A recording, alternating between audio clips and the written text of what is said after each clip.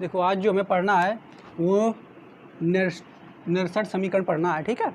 और ये जो है समीकरण इक्वेशन जो है बहुत ही महत्वपूर्ण है, पेपर में बहुत बार ये पूछी गई है, ठीक। इसके आने के चांसेस ज़्यादा रहते हैं। अब ये जो है हम यहाँ पे समझ लेते हैं कि मान लो जो हमने आपको पढ़ाया था डेनियल सेल पढ़ाया था, और डेनियल सेल में आपको बताया था एक रिएक्शन हो रही थी, ठीक। उसी तरीके से हम मान लेते हैं, माना किसी सेल में एक उत्क्रमणीय अभिक्रिया हो रही है। उत्क्रमणीय अभिक्रिया क्या होती है? रिवर्सिबल मतलब जिसको बोलते हैं। उत्क्रमणीय अभिक्रिया क्या होती है? मान लो ये देखो, ये कोई अभिक्रिया है, ये क्या है यहाँ पे देख रहे हैं, ये जो कंपाउंड है दो चीज़ें, इसको बोलते हैं अभिकारक। क्या बोलते हैं इन्हें? अभिकारक। और ये जो बन रहा है इसे हम बोलते हैं उत्पाद। इसे हम क्या बोलते हैं? उत्पाद। बात समझ पाए? तो जैसे उत्क्रमणीय अभिक्रिया क्या होती है, कुछ अभिक्रियाएँ होती हैं उसमें ऐसा चिन्ह लगा होता है, और कुछ अभिक्रियाएँ होती हैं उनमें ऐसा चिन्ह लगा होता है। तो ये जो चिन्ह लगा होगा, तो इस चिन्ह से हम ये प्रदर्शित करेंगे कि अभिकारक से उत्पाद बन जा रहा है। लेकिन अगर ये चिन्ह लगा हुआ है तो इसका मतलब ये अभिकारक से उत्पाद बनेगा और उत्पाद से फिर अभिकारक बन जाएगा। इसको हम ऐसे समझते हैं, जैसे बच्चों जैसे दूध है, तो दूध से आप दही बना सकते हो ना? दूध से आप दही बना सकते हो, ठीक। लेकिन क्या दही से आप दूध बना सकते हो? नहीं बना सकते हो। तो इसका मतलब दूध से अगर दही बन जा रहा है तो ये एक उत्क्रमणीय अभिक्रिया नहीं है। लेकिन अगर यही हम बात करें पानी से हम बर्फ़ बना सकते हैं। पानी से हम बर्फ़ बना सकते हैं बच्चों। तो अब बर्फ़ से क्या हम पुनः पानी बना सकते हैं? बताओ। देखो इधर पानी से हम बर्फ़, अगर ऐसा चिन्ह लगा हुआ, पानी से बर्फ़ बना रहे हैं, ठीक। और क्या हम बर्फ़ से पुनः पानी बना सकते हैं? बिल्कुल बना सकते हैं। तो इसलिए इसको हम ऐसे चिन्ह लगा देंगे। बात समझ पा रहे हैं? मतलब ये चिन्ह क्या दिखा रहा है, इससे हम ये बना लेंगे और हमारे पास ये है तो इससे हम ये बना लेंगे, ठीक। ये क्या है, ये शुरुआत वाला, इसे हम अभिकारक बोलेंगे, और जो लास्ट में मिल रहा है उसे हम उत्पाद बोलेंगे। मतलब ऐसी अभिक्रियाएँ जिसमें अभिकारक से हम उत्पाद प्राप्त कर लें और उत्पाद से फिर हम अभिकारक प्राप्त कर लें, वो अभिक्रियाएँ क्या कहलाती हैं बच्चों? उत्क्रमणीय अभिक्रियाएँ। तो वही बात हमने लिखा है, माना किसी सेल की उत्क्रमणीय अभिक्रिया जो है वो निम्नलिखित है, ठीक। अब एक चीज़ आप देखो यहाँ पे, इसको हम मिटाते हैं, ये तो समझाने के लिए हमने आपको बता दिया। अब मान लेते हैं जो ये उत्क्रमणीय अभिक्रिया है, इसका सक्रिय द्रव्यमान क्या है? इसका क्या बता रहे हैं बच्चों? सक्रिय द्रव्यमान। तो सक्रिय द्रव्यमान निकालने के लिए आप इसमें देखो, इसको सक्रिय द्रव्यमान को अंग्रेजी में कहते हैं एक्टिव मास, अंग्रेजी में एक्टिव मास, ठीक। तो किसी चीज़ का सक्रिय द्रव्यमान निकालने के लिए हम इसको Q से प्रदर्शित करते हैं। कैसे? Q से। और सक्रिय द्रव्यमान जब निकालते हैं तो कैसे निकालते हैं, वो सूत्र आपको याद रखना है। ऊपर, सबसे ऊपर आपको क्या रखना है? सबसे ऊपर यहाँ पे ऐसे ले लेते हैं, ठीक है। तो सबसे ऊपर आपको रखना है उत्पाद। तो उत्पाद में सबसे पहले जो आएगा ये Q, C आएगा, ठीक। और C के ऊपर ब्रैकेट में जो ये छोटा वाला C है इसको लिख देंगे, क्लियर। इसके बाद फिर ये D आएगा, ये गुणा में हो गया, और इसके बाद फिर ये D आएगा, और यहाँ पे जो इस छोटा वाला D आ रहा है इसको ऊपर लिख देंगे, क्लियर। इसके बाद देखो नीचे, अब ये नीचे क्या आएगा, तो नीचे आपका आएगा अभिकारक। तो अभिकारक ये A भी है ना, तो इसको भी ऐसे लिखेंगे A, और बड़े कोष्टक में बंद करके इसके ऊपर जो घात आएगी वो क्या आएगी? ये गुणांक वाली आएगी, गुणा। इसमें देखो ये B, इसके ऊपर जो घात आएगी ये गुणांक B आ जाएगी। इतनी बात समझ पाए कि नहीं? तो ये Q का मान हो गया, इसी को हम सक्रिय द्रव्यमान कह सकते हैं, क्लियर। ये Q है। अब देखो एक चीज़, हम एक उदाहरण देकर के उसको आपको समझाते हैं। हम मान लेते हैं, देखो बच्चों, ये एक अमोनिया बनाने की प्रक्रिया है, N2 + 3H2, क्लियर। अब यहाँ पे अगर आप देखोगे तो ये क्या बनेगा? 2NH3। अमोनिया ऐसे ही तो बनती है, ये उदाहरण आप लोग जानते होंगे और ये हमने आपको लिखाया है। अच्छा, तो अब इसी का अगर Q का मान निकालेंगे तो कैसे निकलेगा? तो देखो अगर ध्यान से, तो इसमें देखो ये शुरुआत में आगे क्या है, ये 3 है, और इसमें क्या है, ये 1 है, और इसमें क्या है, तो 2 है। इसका अगर Q का मान निकालेंगे तो उत्पाद तुम्हारा कौन सा बच्चों? ये है। और अभिकारक कौन से हैं? ये दोनों, ये नाइट्रोजन और हाइड्रोजन, ये अभिकारक हैं, और ये अमोनिया उत्पाद है। तो अगर यहाँ से हम Q का मान निकालेंगे बच्चों, तो Q का मान तुम्हारा क्या निकल के आएगा? अगर देखा जाए तो ये निकल के आएगा NH3। इसको हम बड़े ब्रैकेट में बंद कर देंगे, जैसे जो उत्पाद ऊपर था उसको बड़े ब्रैकेट में बंद कर दे रहे थे। और जो ये सामने गुणांक आता है, देखो ये जो सामने गुणांक होते हैं इसको हम घात में लगा देते हैं। तो ये गुणांक यहाँ पे 2 है, तो इसलिए यहाँ ये घात में आ जाएगा, बटे यहाँ पे देखो, यहाँ आप क्या इसका मान रखेंगे? हम अभिकारक का मान रखेंगे। तो अभिकारक, पहला अभिकारक कौन है? N2। तो N2 वैसे ही लिख दिया हमने। फिर क्या करेंगे, बड़ा कोष्टक लगाएंगे, इसके ऊपर घात क्या लगी है, मतलब गुणांक इसका क्या 1, तो घात में क्या आएगा ऊपर 1। इसमें देखो गुणा का चिन्ह लगाएंगे और यहाँ पे देखेंगे तो H2 आ गया। बात समझ पा रहे हो कि नहीं। और इसमें बड़ा कोष्टक ब्रैकेट लगाने के बाद जो यहाँ पे गुणांक है 3 है तो घात में 3 आ जाएगा। तो इस तरीके से किसी रिएक्शन का हम Q का मान ऐसे निकाल सकते हैं। निकाल सकते हो कि नहीं। तो ये उदाहरण देने की हमने ये बताया है, इसको आप पहले जल्दी से नोट कर लो। तो यहाँ तक देखो, ये फिर से हम उसको मिटा दिए। अब यहाँ Q बराबर ये हमारा मान निकल के आ गया। अब हम यहाँ पे देखो फर्स्ट ईयर का कुछ जो है ऊष्मागतिकी का एक नियम है, और वो नियम हम यहाँ पे देखेंगे, वो आपको याद करना है, ठीक है। बिल्कुल ऊष्मागतिकी से, ऊष्मागतिकी से क्या देखना है आपको, यहाँ पे समझिए। डेल्टा जी, एक समीकरण ये बिल्कुल आपको याद रखना है, डेल्टा जी बराबर delta G nought plus small n R T और एल एन, और ये आ गया क्यू। अब देखो इसमें है क्या क्या, ये आपको समझना है। ये समीकरण आपको बिल्कुल याद करना, अच्छे से रट करके रखना है। क्या बताया हमने, डेल्टा जी बराबर delta G nought plus small n R T L N Q. Clear. अब देखो यहाँ पे डेल्टा जी जो है ये क्या है, तो यहाँ पे एक एक पॉइंट देखो आप, डेल्टा जी जो है ये क्या है, तो इसे बोलते हैं गिब्स ऊर्जा। क्या बोलते हैं इसे, गिब्स ऊर्जा। ये फर्स्ट ईयर में आपको पढ़ाया गया है, लेकिन आपको यहाँ पे रट लेना है इसको, ठीक है, निबंध करने के लिए। डेल्टा जी नॉट क्या है, डेल्टा जी नॉट क्या है, तो इसे बोलते हैं, देखो नॉट वाला हमने चीज़ बताया मानक, जहाँ पे नॉट लग जाता है वो चीज़ क्या हो जाती है, मानक। तो इसे हम कहेंगे मानक गिब्स ऊर्जा। क्या कहेंगे इसे, मानक गिब्स ऊर्जा। इसके बाद और देखें, और कुछ बचा क्या, एन जो है, एन क्या है, स्मॉल एन जो है ये क्या है, इसे बोलते हैं स्थानांतरित इलेक्ट्रॉनों की संख्या। बात समझना, स्थानित इलेक्ट्रॉन की संख्या क्या होती है। हमने डेनियल सेल पढ़ा था ना, तो डेनियल सेल में हम देख रहे थे, तो जिंक वाली छड़ थी, उससे इधर की ओर 2 इलेक्ट्रॉन जा रहे थे कि नहीं, जा रहे थे कि नहीं डेनियल सेल में। तो जो इलेक्ट्रॉन इधर से उधर जाएंगे उनको हम क्या कहेंगे, स्थानांतरित इलेक्ट्रॉनों की संख्या। तो n बराबर क्या है, स्थानांतरित इलेक्ट्रॉनों की संख्या। इसके बाद देखो आगे यहाँ पे r आया है, तो r क्या है बच्चों, इसे हम बोलते हैं गैस नियतांक। क्या बोलते हैं इसे, गैस नियतांक। इसके बाद T जो है, T क्या है आपका, तो T जो है ये है ताप। T क्या है बच्चों, ताप। इधर फिर और आएंगे, यहाँ पे Ln जो है, Ln ये क्या है, तो देखो Ln, इसके बारे में थोड़ा सा डिटेल में आप समझ लो। ये एक लघुगणक है, लॉग जिसे बोलते हैं। तो देखो लॉग 2 तरीके से होता है। एक लॉग का जब बेस, देखो ये लॉग है, ये लॉग, पहले लॉग समझ लेते हैं क्या होता है। ये लॉग जो होता है लॉग, और लॉग पे बेस अगर जब 10 होता है, 10, एक लॉग बेस 10 वाला होता है, बात समझ पा रहे हो। और एक लॉग होता है बेस ई वाला। एक लॉग जो होता है उसका बेस यानी आधार 10 होता है, और एक लॉग जो होता है उसका आधार ई होता है। बात समझ पा रहे हो कि नहीं।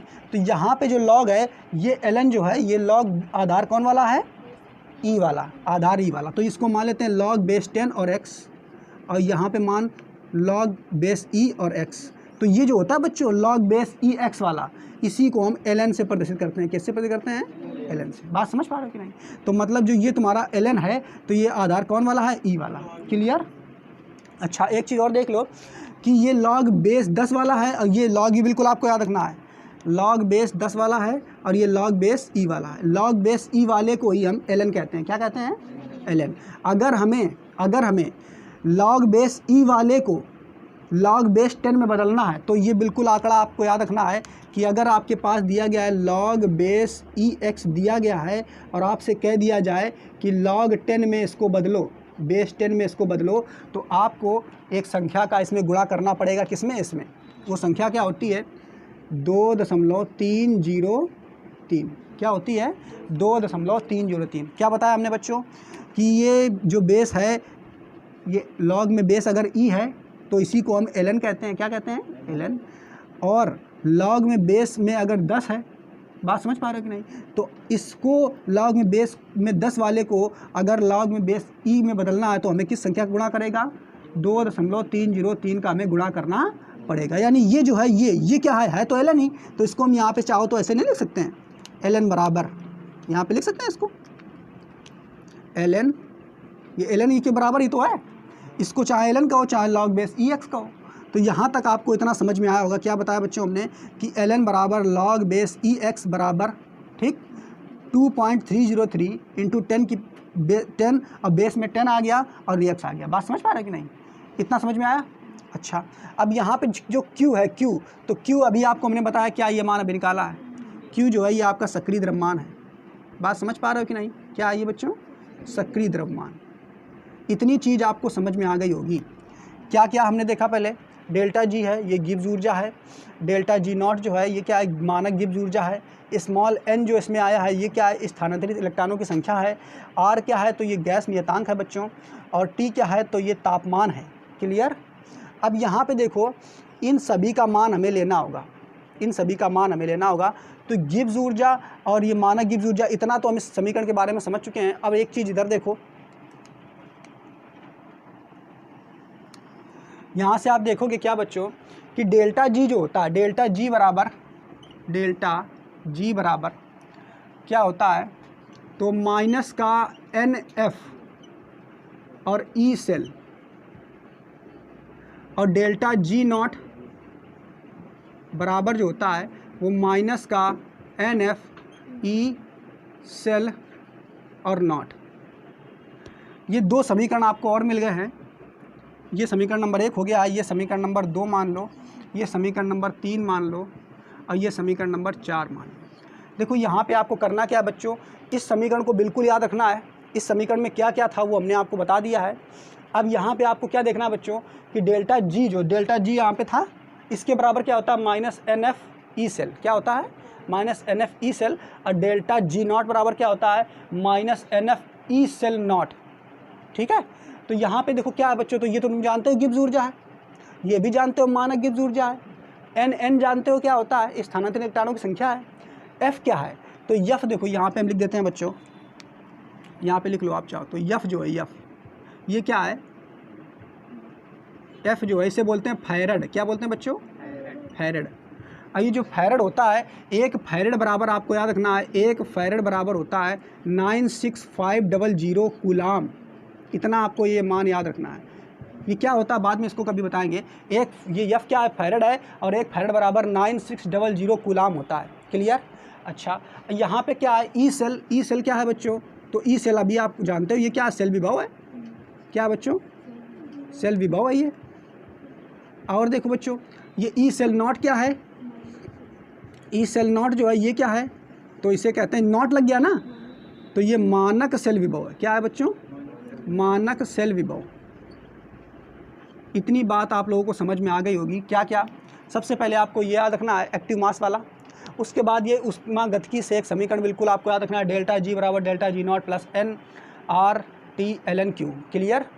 इसमें हमने ln Q को कैसे हम इसमें बदलेंगे, 10 की घात वाला, 10 की बेस वाला, वो हमने आपको बता दिया है। फिर इसमें ये क्या क्या चीज़ें हैं? डेल्टा जी क्या है? तो गिब्स ऊर्जा है। डेल्टा जी नॉट क्या है? मानक गिब्स ऊर्जा है। स्मॉल n क्या है? स्थानांतरित इलेक्ट्रॉनों की संख्या है। R क्या है? गैस नियतांक है। T क्या है? ताप है। और इसमें फिर देखेंगे ये दो समीकरण और हमने ले लिए हैं।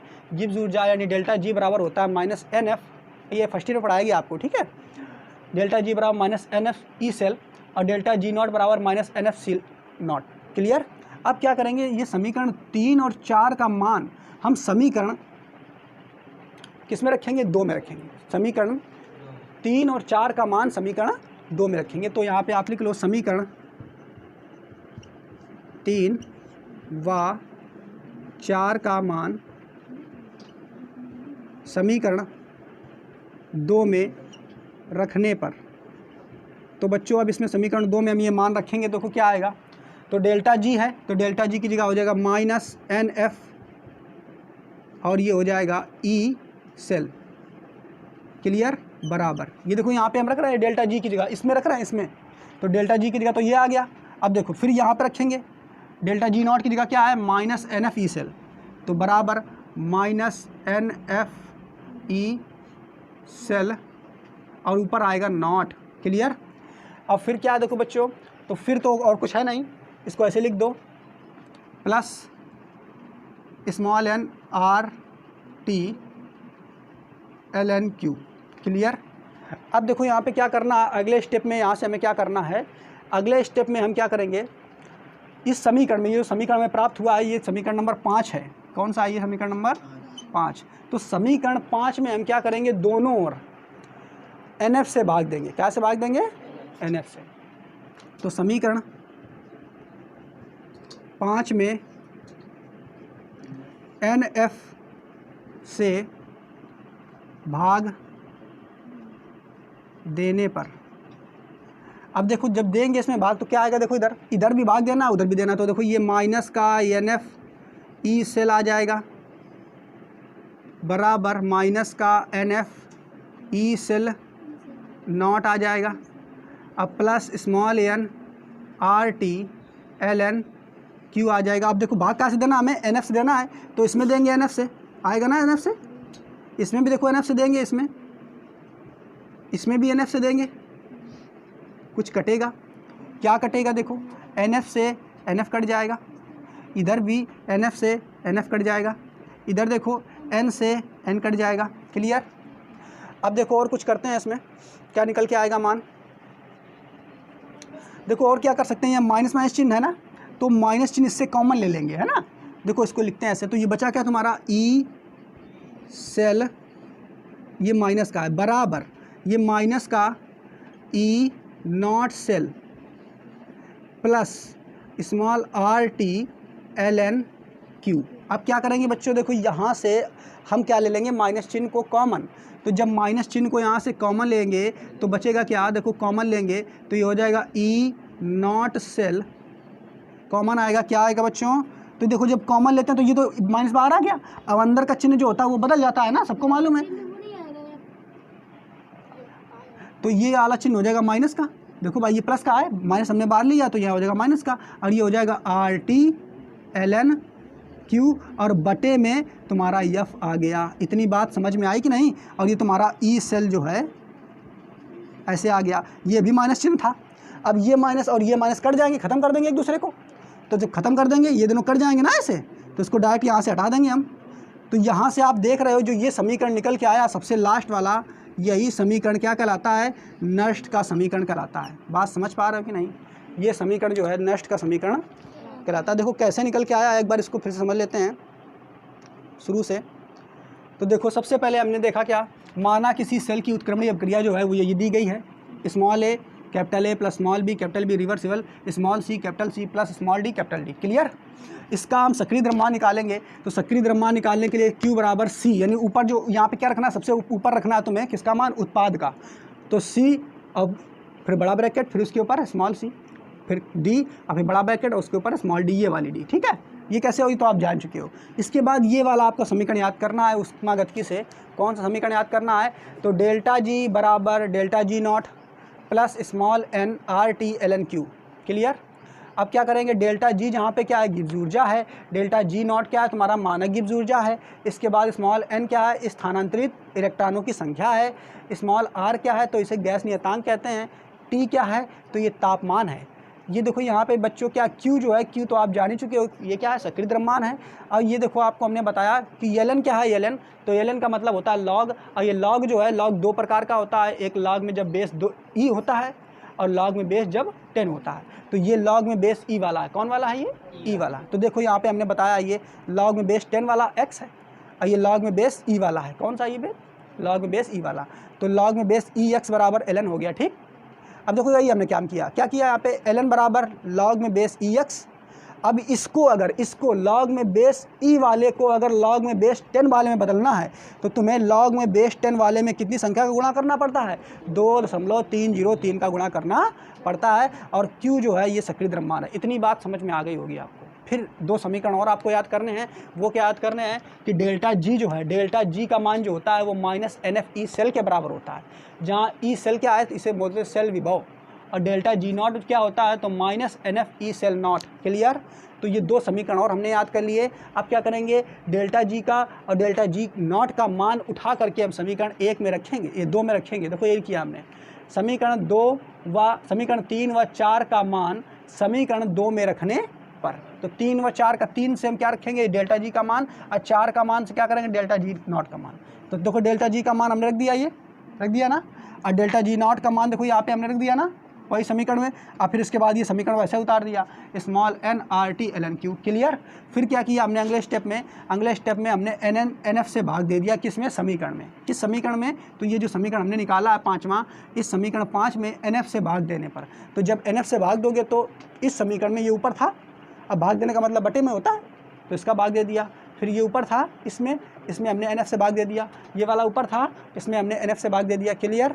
अब क्या करेंगे, देखो NF से NF कट जाएगा, NF से NF कट जाएगा, N से N कट जाएगा। बात समझ पा रहे हो कि नहीं। बचा क्या, E सेल नॉट, ऊपर बचा ये E सेल नॉट माइनस का, इधर भी देखोगे इधर भी बच्चों क्या बचेगा, ये भी माइनस का E cell nought plus RT ln Q बचा।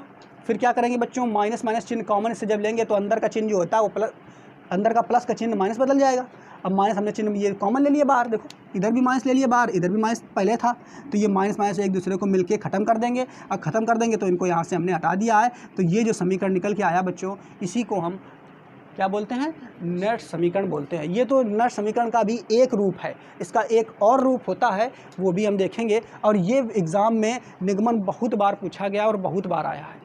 क्लियर। तो इसको 1-2 बार आप कॉपी में अच्छे से बनाओगे, ये समीकरण बिल्कुल याद रखना है, और ये 2 समीकरण याद रखना है, और बिल्कुल सरल है। क्लियर, नोट कर लो।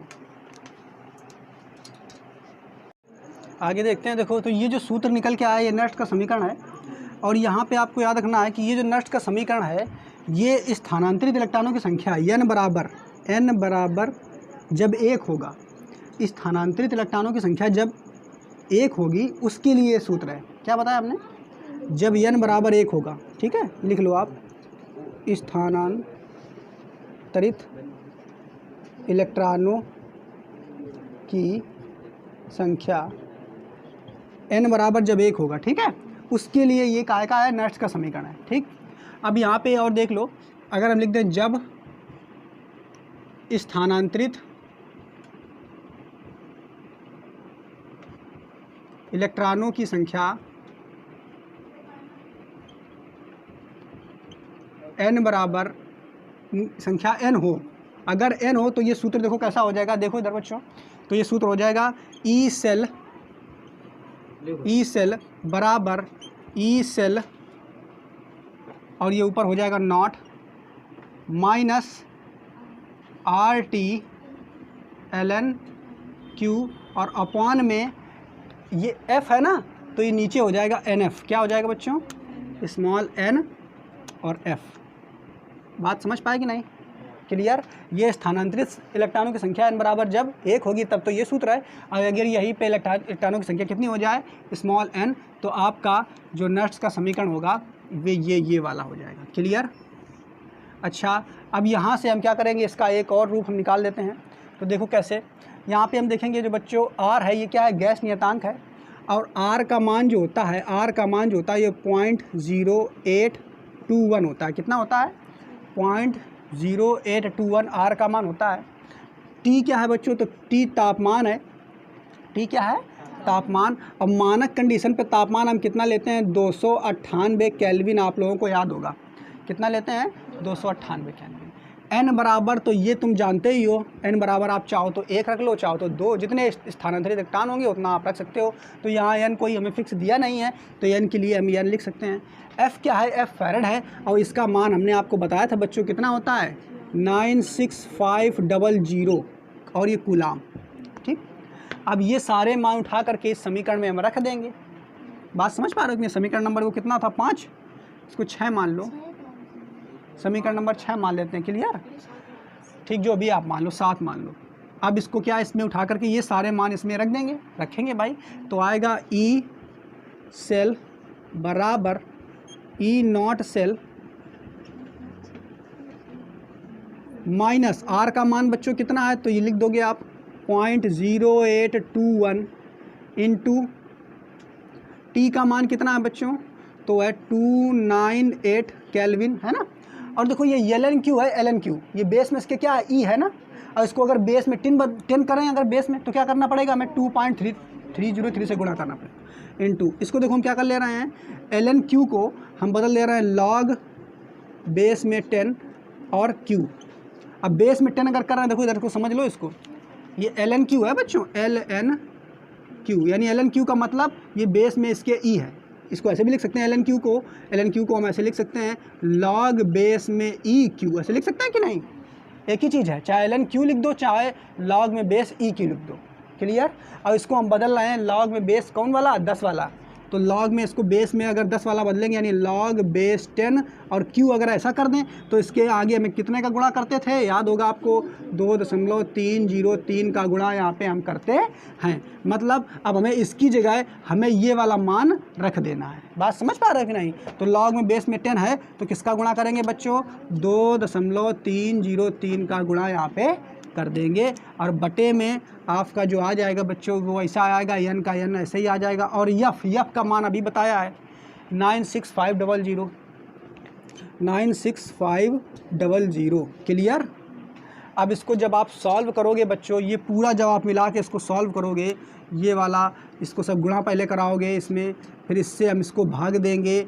जब इतना पूरा आप इसको सॉल्व करोगे तो जो मान आएगा वो कितना आएगा? देखो E0 सेल माइनस, इसको जब सॉल्व करोगे तो मान जो आएगा तो कितना आएगा इसका मान सॉल्व करने पे? ये पूरा सॉल्व करने पे जो मान आएगा बच्चों, इसको पूरा का जब यहाँ पे जो ये मान है ये 0.0591, तो ये इक्वेशन जो है ये निकल कर के आएगा। इसको जब सॉल्व करोगे तो निकल के आएगा 0.0591 log बेस में 10 Q/n। तो ये इक्वेशन अंतिम इक्वेशन आपकी होगी नेक्स्ट के समीकरण, और ये वाला आपको नोट करना है।